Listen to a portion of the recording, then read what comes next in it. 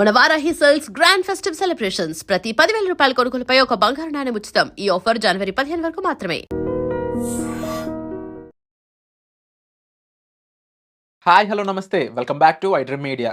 నాకు తెలుసు మీరందరూ గోల్డ్ అండ్ సిల్వర్ ఎపిసోడ్ కోసం ఎదురు చూస్తున్నారు అని చెప్పేసి. అందుకే ఈ ఛానల్ కూడా వచ్చారనేది అనిపిస్తుంది నాకు. ఎందుకంటే ఎప్పుడు చూసినా గోల్డ్ అండ్ సిల్వర్ అనగానే చాలామంది చూస్తూ ఉన్నారు. బట్ ఇన్వెస్ట్‌మెంట్ పరంగా ఎలా చేయాలి? డైరెక్ట్‌గా కొంటే అది తగ్గిపోతే నష్టం కదా! మరి స్టాక్ మార్కెట్ వాటిలో కూడా ఈ గోల్డ్‌కి సంబంధించిన ఇన్వెస్ట్‌మెంట్స్ ఉంటాయా? వాటిలో ఎలా ఇన్వెస్ట్ చేయాలని చాలామంది అడుగుతా ఉన్నారు. సో, దానికోసమే ఈరోజు ఎపిసోడ్ 2026లో గోల్డ్ ఎలా ఉండబోతుంది? అండ్ ఇన్వెస్ట్‌మెంట్స్‌కి ఏది బెస్ట్ అనేది. సో, ఈ విషయాలు మనకి ఎక్స్‌ప్లెయిన్ చేయబోతున్నారు సీనియర్ సర్టిఫైడ్ ఫైనాన్షియల్ ప్లానర్ అయిన రామచంద్రమూర్తి గారు. సో, ఏం చెప్తారో తెలుసుకుందాం.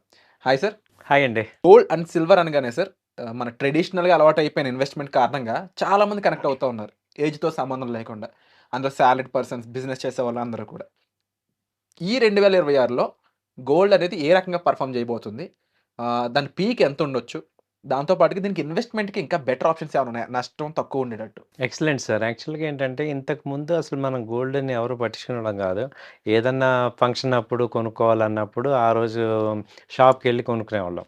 ఇప్పుడేమైందంటే లాస్ట్ 3, 4 మంత్స్ నుంచి కూడా గోల్డ్ రేట్ విపరీతంగా పెరిగిపోవటం వల్ల ఇంకా ఫిజికల్‌గా కొనే పరిస్థితి చాలా కష్టమైపోతుంది.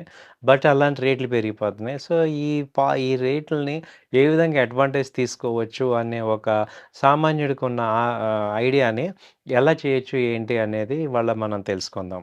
ఇప్పుడు మనం ఏంటంటే గోల్డ్‌ని మనం ఇవాళ ఆర్నమెంట్స్‌గా కొనుక్కొని ఇవాళ పెట్టుకునే కన్నా ఇప్పుడేంటి ఉన్న గోల్డ్ రేట్లు పెరుగుతున్నాయి. అదెటు కన్ఫర్మ్ అవుతుంది. ట్రెండ్ అయితే కంటిన్యూ అవుతుంది.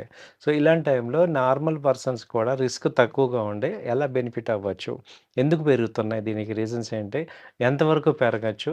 సో, ఏంటి ఈ పరిస్థితి అనేది మనం తెలుసుకోగలిగితే మనకి నాలెడ్జ్ ఉండటం వల్ల ఏంటంటే దాన్ని అడ్వాంటేజ్ తీసుకోవచ్చు. ఇప్పుడు గోల్డ్ ఎందుకు పెరుగుతుంది అంటే చూస్తే ఒకటే రీజన్ సెంట్రల్ బ్యాంక్స్ అన్నీ కూడా గోల్డ్ కొంటున్నాయి. అది చైనా అవ్వచ్చు, ఇండియా అవ్వచ్చు, బ్రెజిల్ అవ్వచ్చు, రష్యా అవ్వచ్చు. ఎందుకు సెంట్రల్ బ్యాంక్స్ గోల్డ్ కొంటున్నాయి? అదివరకు ఎందుకు కొంటలేదంటే అదివరకు అందరూ కూడా డాలర్‌ని కొనేవాళ్ళు. డాలర్స్ దగ్గర పెట్టుకునేవాళ్ళు.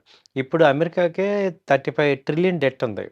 కాబట్టి డాలర్‌కి వాల్యూ తగ్గిపోతుంది. అలాగే ఈ ట్రంప్ గారు తీసుకునే విధానాలు చూస్తుంటే అమెరికాని ఎవరు రిమైనింగ్ కంట్రీస్ ఎవరు కూడా బిలీవ్ చేసే పరిస్థితి లేదు. ఎస్పెషల్లీ 2025లో ఇది జరుగుతుందనమాట. దాంతో ఏమవుతుంది వేరే కరెన్సీ ఎక్కడ కూడా అంత స్ట్రాంగ్ కరెన్సీ లేదు.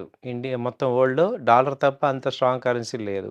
కాబట్టి ఇప్పుడు ఏం చేస్తున్నారంటే గోల్డ్ నెక్స్ట్ ఆల్టర్‌నేట్ ఏముంది అనేది చూసుకుంటే ఎందుకంటే ఈ మధ్య ఏమైంది ఈ ట్రంప్ గారు ఏంటంటే మేజర్‌గా ఎనిమీస్‌లో ఉన్న కరెన్సీ ఉన్న బ్యాంక్ అకౌంట్స్ డాలర్స్‌లోను అన్నీ సీజ్ చేయగలుగుతున్నారు. దానివల్ల డాలర్ డిపాజిట్స్ అన్నీ ఆగిపోయి విపరీతమైన నష్టం వాటిల్తుంది ఆ కంపెనీస్‌కి. కాబట్టి ఏంటంటే వీళ్ళందరూ కూడా ఇప్పుడు గోల్డ్‌ని కొనటం ద్వారా ఈ డాలర్ యొక్క వాల్యూని తగ్గించడానికి చెక్ పెడుతున్నారన్నమాట. ఓకే. అందుకని గోల్డ్ అనేది పెరుగుతుంది. సో, ఇది మేజర్ రీజన్. అలాగే జనరల్‌గా అంతకుముందు బాగా గోల్డ్ కొనేది ఎవరంటే ఇండియన్సే. హ్మ్. ఇప్పుడేమైంది అన్ని కంట్రీస్ మెయిన్ కొంటున్నాం. ఇది మేజర్‌గా జరుగుతున్న ఎఫెక్ట్ కాబట్టి, మనం ఇప్పుడు దీన్ని ఏ రకంగా అడ్వాంటేజ్ తీసుకోవచ్చు? ఇప్పుడు ఎంతవరకు పెరగచ్చు ఏంటి అని చూస్తే, ఎవరికైనా గానీ ఒక బాయిలింగ్ పాయింట్ ఒక రేంజ్ వరకు ఉంటది గదా! సో, ఇప్పుడు గోల్డ్ చూసుకుంటే ఈ ఇయర్ 2026లో చూసుకుంటే ఏంటంటే 25లో దాదాపు 60-80% పెరిగింది. అంత రేంజ్ అయితే ప్రెజెంట్ ఇక్కడ వచ్చే అవకాశాలు తక్కువున్నాయి. సో, ఇప్పుడేంటంటే maximum 1,50,000 first target higher side. Down side 1,20,000 target. అంటే 1,20,000 నుంచి 1,50,000 మధ్యలో ఉండొచ్చు. ఎందుకు ఇప్పుడు ఫ్లక్చుయేషన్ అవుతుంది అంటే, ఇప్పుడు మేజర్‌గా ఏం చేశారంటే, ఇప్పుడు అమెరికా ఈ యొక్క ఈ ర్యాలీని తగ్గించడానికి మార్జిన్స్‌ని పెంచారు. సో, ఎక్స్‌చేంజ్‌లో మార్జిన్స్ పెరగటం వల్ల ఎందుకంటే కోబాల్ట్ లండన్‌లో గాని, మెటల్ ఎక్స్‌చేంజ్‌లో గాని, యూఎస్‌లో గాని ఏం చేశారంటే ఎక్కువ ఫీచర్స్ మీద మార్జిన్ పెరిగింది. మార్జిన్ పెరగటం వల్ల కింద ఇన్వెస్టర్స్ కొనే పరిస్థితి తగ్గుతుంది. అంటే వాళ్ళు ఎక్కువ పేమెంట్ చేయాలి ఒక లాట్ తీసుకోవటానికి. డెరివేటివ్స్ కాబట్టి మార్జిన్స్ పెంచడం వల్ల చైనాని యొక్క దూకుడుని తగ్గించాలని అమెరికా వాళ్ళు ఈ పని చేశారు. దీంతో మీరు లాస్ట్ టైమ్ చూస్తే సిల్వర్ ఒక్కసారిగా 20,000 తగ్గింది. అలాగే గోల్డ్ ఒక్కసారిగా 5, 6,000 తగ్గింది. సో, ఇప్పుడేమవుతుందంటే ఆ రేంజ్‌లో ఆసిలేషన్స్ జరుగుతూ ఉంటాయి. కాబట్టి ఏంటంటే మనం ఏం చేయొచ్చు అంటే ఈ యొక్క డిజిటల్‌లో మనం ట్రై చేయొచ్చు. డిజిటల్‌లో ఏంటంటే ఈటీఎఫ్స్‌లో ఈ గోల్డ్ ఈటీఎఫ్స్ ఉంటాయి. గోల్డు గోల్డ్ బిస్కెట్‌లా కొనడం కూడా వర్త్ అవుద్దా అంటారా? లేదంటే అది అంత వర్త్ కాదంటారా? ఒకసారి వన్ బై వన్ చెప్తాను. ఎందుకంటే okay. First digital gold ETF చూద్దాం. ఓకే. గోల్డ్ ఈటీఎఫ్‌లో ఏంటంటే మీరు ఎందుకు నేను మాట్లాడుతున్నా అంటే ఫస్ట్ మీరు సేఫ్టీ రిస్క్ తక్కువ ఉన్నది ఫస్ట్ మాట్లాడితే, హ్మ్. రిస్క్‌లో ఉన్నది సెకండ్‌కెళ్దాం. ఓకే. ఓకే. ఫస్ట్ రిస్క్ తక్కువ ఏంటంటే అస్సలు రిస్క్ లేనిది ఏంటంటే గోల్డ్ ఈటీఎఫ్. హ్మ్. సో, దానిలో మనం ఎక్స్‌చేంజ్ ట్రేడెడ్ ఫండ్ కొనేసుకుంటాం. పెరిగినప్పుడు అమ్మొచ్చు, లేకపోతే మనం ఉంచుకోవచ్చు. తగ్గినప్పుడల్లా మనం ఉంచుకుంటాం. టోటల్ అమౌంట్ పే చేస్తాం. సో, ఇక్కడ ఏమవుతుందంటే మనకి ఆ రేటు ఆన్‌లైన్ మార్కెట్‌లో ఏ రేట్ ఉందో ఆ రేట్‌కి మనం అమ్మేయొచ్చు. ఆ ప్రాఫిట్ మనకి అకౌంట్‌లో తీసుకోవచ్చు. సో, ఇది అసలు రిస్క్ లెస్ అనమాట. అంటే ఫ్లక్చుయేషన్ నార్మలే గానీ, ఇంక మనెవరు మోసం చేయరు. సో, రెండోదేంటంటే డిజిటల్‌లోనే ఈ గ్రామ్స్ కొంటాం. ఈ గోల్డ్ కొంటాం. హ్మ్. ఈ గోల్డ్ కూడా మనం గ్రామ్స్‌లో కొనాల్సొస్తుంది. మినిమమ్ హాఫ్ గ్రామో, గ్రామో కొనుక్కుంటాం. ఈటీఎఫ్ బదులు ఈ గ్రామ్. సో, అందులో ఏంటంటే ఏ యాప్ పడితే ఆ యాప్‌లో కొనటం ద్వారా ఏమవుద్దంటే మనం మోసపోతున్నాం. ఇప్పుడు రూ. 100కి కూడా గోల్డ్ కొనొచ్చంటారు. అది కరెక్ట్ కాదు. ఈ గోల్డ్ ఆర్‌బీఐ స్పెసిఫై చేసిన కంపెనీస్‌ని మాత్రమే నమ్మాలి. అది కూడా సురక్షితమే. హ్మ్. ఇప్పుడు మూడోదేంటంటే బిస్కెట్ 24 బిస్కెట్ 10 గ్రామ్స్ లేదా 5 గ్రామ్స్ బిస్కెట్స్ ఉంటాయి. బిస్కెట్స్‌లో ఏం జరుగుతుందంటే ఇప్పుడు మనం కొన్నప్పుడు వాళ్ళు ఎక్కువ రేట్ చెప్తుంటారు. మనం అమ్ముదామని ఎళ్ళినప్పుడు వాళ్ళేమవుతున్నారు మార్కెట్ రేట్ కన్నా తక్కువ రేట్‌లో కొంటారు. ఇది అలాగే డెలివరీ ఇమ్మీడియేట్‌గా రాదు. అవును.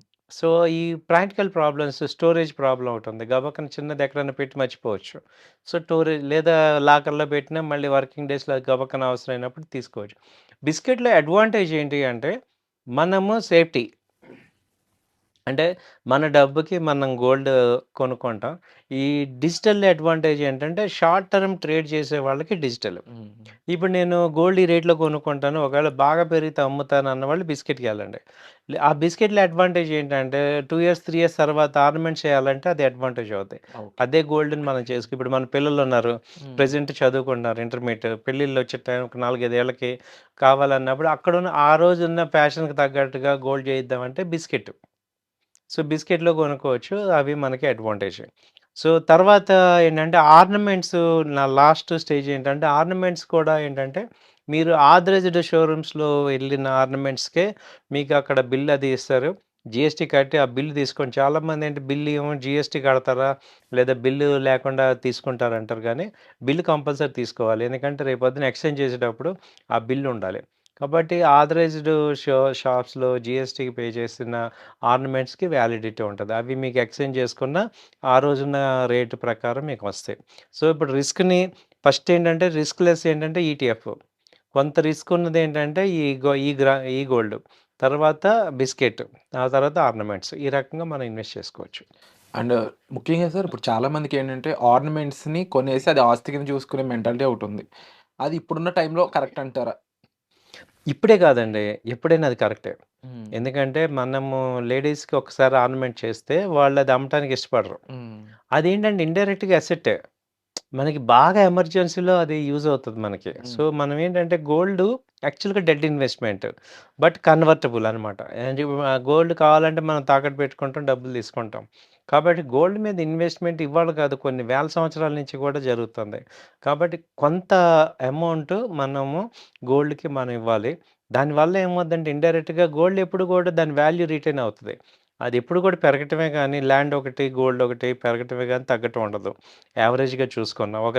మేబీ ఒక 1 ఇయర్ తగ్గినా గానీ ఓవరాల్‌గా పెరుగుతాయి కాబట్టి, మనకు ఆ వాల్యూ రిటైన్ అవుతుంది. సో, కొంత అమౌంట్ మనం గోల్డ్‌లో ఇన్వెస్ట్ చేయటం ద్వారా మనము సేఫ్టీలో ఉంటాం. సో, కాబట్టి ఆర్నమెంట్స్ చేయటం ద్వారా అడ్వాంటేజ్ ఏంటంటే, మనం గూడా కొంత ప్రైడ్ ఫీల్ అవుతాం. అది వాడుకుంటాం. కొంత హ్యాపీనెస్ వస్తది. Emotional happiness. సో, అది మెయిన్ హ్యాపీనెస్ మనకి ఫంక్షన్స్ అప్పుడు మనకు కొంచెం హ్యాపీగా ఉంటాం. సో, ఇదంతా కూడా అడ్వాంటేజ్ ఉంటది. సో, అలా ఓకే. చేసుకోవచ్చు. Thank you so much sir. ముఖ్యంగా గోల్డ్‌కి సంబంధించి అసలు ఎందుకు ఇంత పెరుగుతుందనే దానికి ఒక బ్యాక్ ఎండ్ రీజన్‌తో పాటుగా అసలు ఇన్వెస్ట్‌మెంట్ పరంగా ఎన్ని ఆప్షన్స్ ఉన్నాయి. అందులో ఏది రిస్క్ తక్కువ, ఏది రిస్క్ ఎక్కువ. ఓవరాల్‌గా ప్రతీది కూడా ఏ టు జి మాకు ఎక్స్‌ప్లెయిన్ చేసినందుకు thank you so much sir.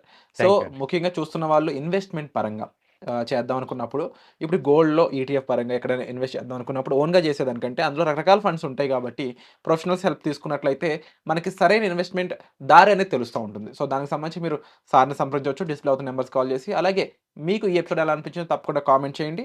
వచ్చే ఎపిసోడ్‌లో మళ్ళీ కలుద్దాం. Thank you so much.